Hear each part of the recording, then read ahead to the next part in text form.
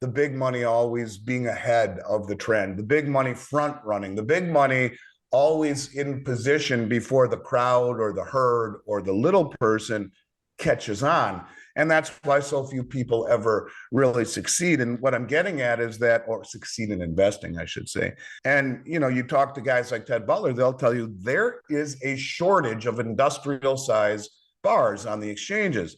But at the same time, the retail market right now is as flush with product as I've seen in 4 years, is showing the lowest premiums I've seen in 4 years. You're seeing the biggest money in the world, which would be the most sophisticated money in the world. And that's important to understand, that draining these exchanges is anything but straightforward. It's anything but easy to do. And it takes an awful lot of sophistication, an awful lot of money and coordination when you're pulling this kind of money off of the exchanges. But it's not only that. You have the authorized participants that are very privately, very quietly, very methodically draining the ETFs. Last week alone, we saw 200,000 ounces come out of GLD. Who's buying it?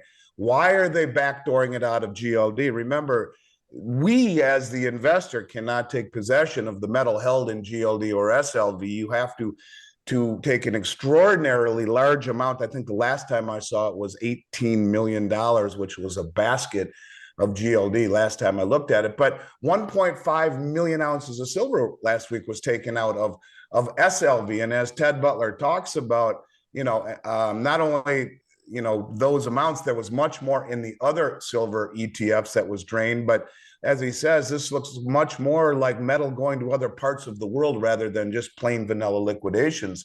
So they use it because it's very opaque, just like they do the tremendous number of exchange for physical contracts that are written on COMEX and then delivered off the LBMA. I've talked about two other groups. So in my chronology of this, in the progression of my discussions on this, in 2019, it started with really the formation of the Belt Road Initiative. It started with all of the banks repatriating gold and going on a massive buying spree. And the Belt Road Initiative, first of all, let's talk about the fact that every single OPEC country is on the Belt Road, every single one of them, including obviously Saudi Arabia. It's the largest infrastructure project in human history. It's 150 plus countries. It's 75% of GDP right now, of human population right now, 50% of GDP as these countries continue to sign on to the Belt Road. You have Saudi Arabia, who has recently applied to the Shanghai Cooperation Organization. I talk about them a lot, right? And they're the largest regional military and financial organization in the world. 60% of the Eurasian landmass, 40% of global GDP. I talk about the Eurasian Economic Union. This was started by Russia and all the countries that end in stan, like Uzbekistan, Kazakhstan, Kyrgyzstan. All of these countries are in the Eurasian Economic Union. I talk about all of these countries because of the massive crossover in them all. I've said it 100 times, all of them. This is a massive deal. This is a huge deal. Now, I think people are missing the biggest picture when they only focus on the BRICS. The BRICS is a huge deal, but without Saudi Arabia, it's only half the story. Now, what has Saudi Arabia done? Well, as I said, they and every other OPEC country has joined the Belt Road. They have applied formally to the BRICS. They have applied formally to the Shanghai Cooperation Organization. They have applied formally to the BRICS New Development Bank, and they told everyone in Davos they're open to taking other currencies for oil. After all, we signed an executive order. The man who shakes hands with the air signed an executive order saying by 2030, we will be like 50% green, and by 2050, 85% green. We are going green. We don't need them anymore. That's what we're telling them, right?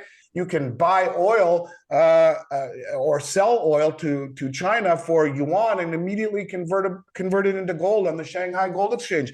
They could do that until the new settlement currency comes about. The countries that comprise close to 97% of global GDP have all begun issuing and working on and implementing and developing their own CBDC. It was the Bank of International Settlements that said everyone has to have one by 2025.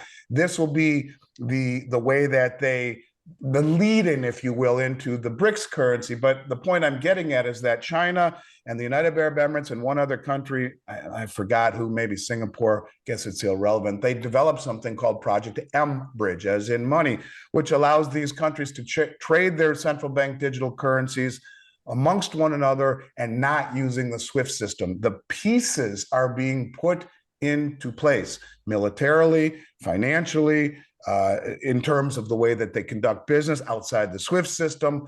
All of these things are being put into place, and all of these deals that are being put into place.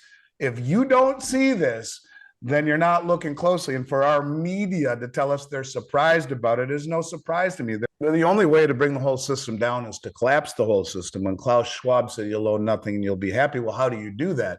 Well, Mike Adams talks about Project Sandman, where everyone dumps the dollar at once. 130 or 40 countries that have signed on to that. I don't know if it's true. If it is, it would fit very similar to what I believe will happen. And that is when all of these pieces are put into place, when everyone says, let's go. And Saudi Arabia and all of the OPEC countries who are on the Belt Road say, we're not taking dollars anymore. You're going green. We don't like what you're doing to the currency. We don't like what's been done to the bond market.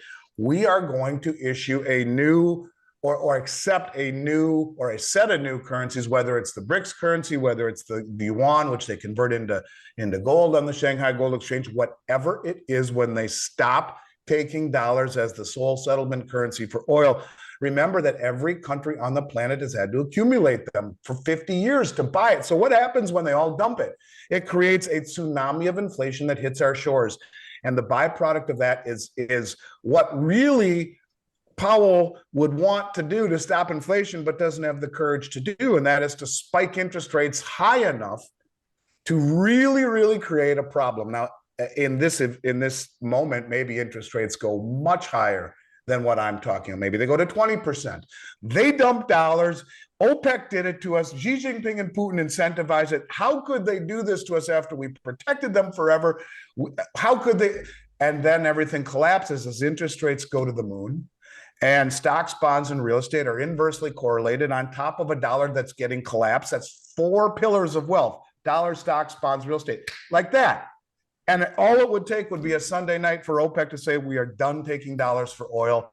We've made a decision. You're going green. The dollar's being destroyed. And we are joining with 80% of the world's population that isn't going green. And when that happens and everything collapses all at once, including the banks, yeah, you come in and you issue a new CBDC and people will be begging for it because the majority of the debt is owed to us. We haven't even talked about the pressure on the banks, and you want to issue a CBDC, you got to consolidate the banks. Well, you're going to see that.